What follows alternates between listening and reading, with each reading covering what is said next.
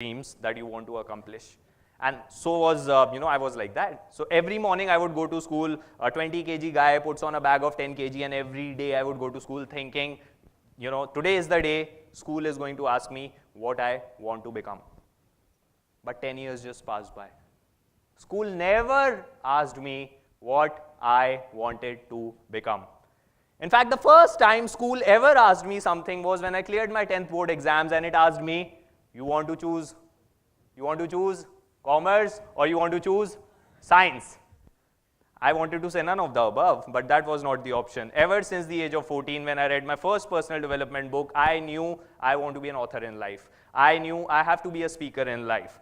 But for the next 10 years of my life, I continued doing what the society expected out of me. So one thing that I actually learned out of this experience was that nobody is ever going to ask you what you want to become. And I'm referring to that serious questioning. I'm not referring to that frivolous questioning that happens every day in our family when some aunt visits our place. Oh, beta, what do you want to become when you grow up? And that kind of frivolous questioning. So, my mother used to do that. What will my son do when he grows up? I would say, yay, pilot. She would say, yay, pilot. Then she would walk away. Next day, she would again come, yay, Sid, so what will you become in life? I would say, yay, pilot. She would say, yay, pilot. She would again walk away. Then I thought maybe it's not working. So next time she said, Sid, what do you want to become? I said, yay, scientist. She said, yay, scientist. And she left. I mean, it did not matter to her that even in single day, I changed my life goal from being a pilot to a scientist. She said, yay, scientist, and she left.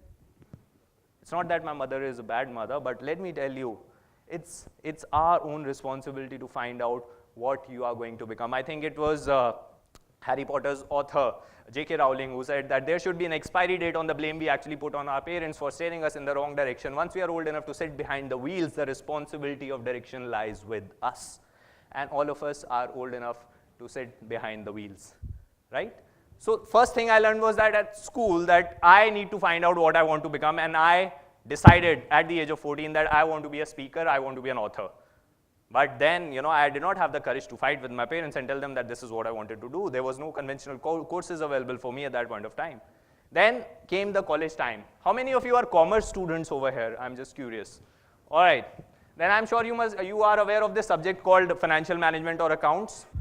Well, if you actually study this subject, the problems in this subject, they begin in a very typical way.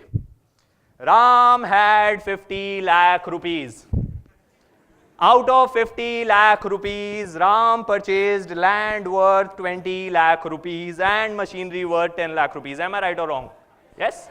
So I was a curious child. I mean, my teacher would come into the class and teacher would open the book and say, kids, today we are going to study this subject called financial